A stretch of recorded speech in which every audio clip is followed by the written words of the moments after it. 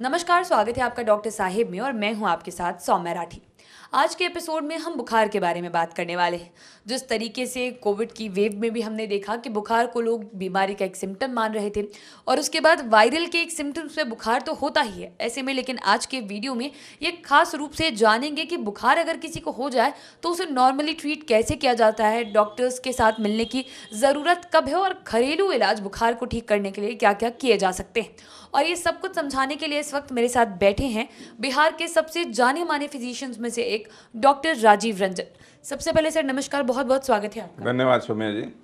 Doctor साहब, बुखार अब आते ही लोग काफ़ी ज़्यादा पैनिक कर जाते हैं। एक वजह कोरोना भी रही, तो वहीं दूसरी ओर वायरल का सीज़न जब शुरू होता है तब भी लोग बुखार की चपेट में बहुत ज़्यादा आते हैं। ऐसे में मैं चाहूँगी आज आप दर्शकों को ये बताएं कि बुखार अगर किसी व्यक्ति को हो जाता है तो घरेलू इलाज कब तक कारगर साबित होते हैं, क्या किया जाना चाहिए और डॉक्टर से कब मिले।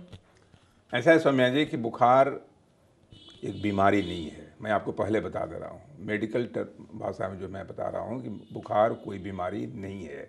बुखार आपके शरीर का एक समझिए कि एक प्रतिक्रियात्मक संदेश है कि शरीर आपके अंदर के वायरस को, बैक्टीरिया को फाइट कर रहा है और बुखार के रूप में परिलक्षित कर रहा है।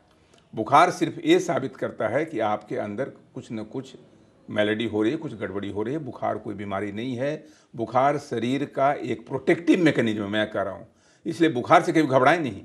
बुखार अगर आ रहा हो तो तुरंत उसे पैरासीटामोल दे करके डाउन करने की कोशिश न करें। अगर हल्का बुखार है तो, ज़्यादा बुखार है तो फिर तो आपको करना ही पड़ेगा।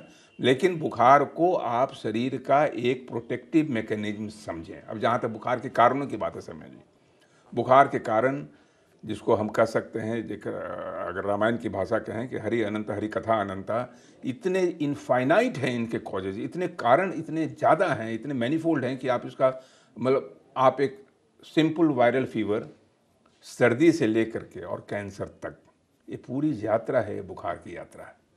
और मैं आपको बताऊं कि अभी 3 दिन पहले हमारे क्लिनिक में एक पेशेंट आए और एक वाकया मैं आपको बता रहा हूं। पायरेक्सिया ऑफ अननोन ऑरिजिन कहते हैं, जब बुखार 3 सप्ताह के ऊपर, सारे दवाइयों के बावजूद भी बुखार 3 सप्ताह के ऊपर जाए तो उसको मेडिकल भाषा में हम लोग कहते हैं pyrexia of unknown origin, PO। तो उसमें आपको थोड़ा ज़्यादा सतर्क रहने की ज़रूरत है। आपके दिमागी जो एंटेना है उसको ज़्यादा फोकस करने की ज़रूरत है और कई कारणों का निवारण जरूरी है। तो उसमें सारे कारण हमने देखा और खांसी हो रही थी, दम फूल रहा था, कोई हिस्ट्री नहीं दे रहा था, सारे जांच हो गए थे, नॉर्मल थे। हमने एक HIV का टेस्ट कराया। हम जान रहे थे कि व्यक्ति थोड़ा बाहर रहता है, अब्रोड रहता है, हो सकता है कि कुछ उसके कभी भटक गया होगा, कभी चाल चलन में इधर हो गई होगी।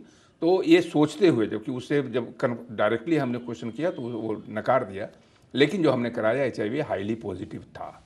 तो आप समझ सकती हैं कि वो HIV का वायरस, वो लंबे समय से बुखार आ रहा था, उसको मलेरिया, टाइफाइड, कालाजार, TB सब का जांच हो गया, अंत में HIV निकला। तो ये है कि आपको कोविड वायरस में बुखार, सर्दी में बुखार, खांसी में बुखार, TB में बुखार, कैंसर में बुखार, अगर लॉन्ग कंटिन्यूड फीवर है तो आपको कैंसर के बारे में भी सोचना पड़ेगा अगर उम्र कुछ ज़्यादा है तो पैरासिटिक डिजीज हो गया, वायरल डिजीज हो गया, बैक्टीरियल डिजीज हो गया, मैलिग्नेंट डिजीज हो गया, HIV हो गया, सब में बुखार हो सकता है।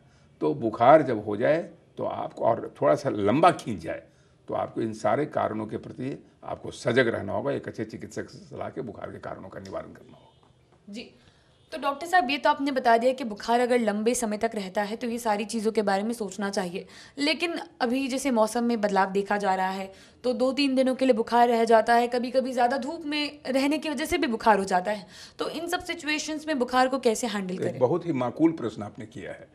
आजकल जो एक धड़ल्ले से परंपरा चल पड़ी है, गाँव के कोएक से लेकर के हमारे कुछ क्वालिफाइड प्रैक्टिशनर तक, कि जहाँ पहला दिन बुखार हुआ कि एंटीबायोटिक शुरू हो गया, वो चाहे एजिथ्रोमाइसिन हो, चाहे अमोक्सिसिलिन हो, चाहे कोई एम्पिसिलिन हो, एंटीबायोटिक शुरू हो गया। मरीज भी संतुष्ट हो जाता है और डॉक्टर भी संतुष्ट हुए कि चलो एंटीबायोटिक हमने दे दिया। ये इतना खराब चलन है सौम्या जी कि पूरे समाज में, पूरे विश्व में antibiotic resistance, multi drug antibiotic resistance इस तेज़ गति से बढ़ रहा है कि अंत में आप देखिएगा कि कुछ दिनों के बाद व्यक्ति बीमारी से नहीं मरेगा, ये ड्रग रेसिस्टेंस से मरेगा। तो ड्रग रेसिस्टेंस से बचाने के लिए एंटीबायोटिक जो हमारा सबसे अहम हथियार है, हमारा AK-47, AK-56 वही है, और उसको हमने शुरू में चला दिया। जहाँ लाठी चार्ज की ज़रूरत थी वहाँ आपने AK-47 चला दिया, गोली चार्ज कर दिया। तो आपको ये समझना पड़ेगा कि किस भीड़ को आमादा होने पर हमको लाठी चलाना है कि गोली चलाना है।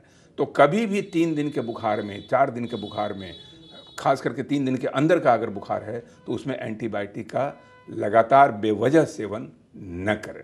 मेरी आपसे यही गुजारिश है, और गुजारिश आपसे नहीं है बल्कि समाज से गुजारिश है। जी, उम्मीद करती हूँ कि डॉक्टर साहब ने जो बातें बताई हैं आपने उन्हें ठीक तरीके से सुना और समझा होगा। इसी के साथ बहुत जल्द मुलाकात होगी अगले एपिसोड में। तब तक के लिए अगर वीडियो को फेसबुक पर देख रहे हैं तो पेज को लाइक करें, यूट्यूब पर देख रहे हैं तो चैनल को सब्सक्राइब करें। कमेंट सेक्शन या मेल बॉक्स के माध्यम से आप बता सकते हैं कि डॉक्टर साहिब से आपके और क्या सवाल हैं। धन्यवाद।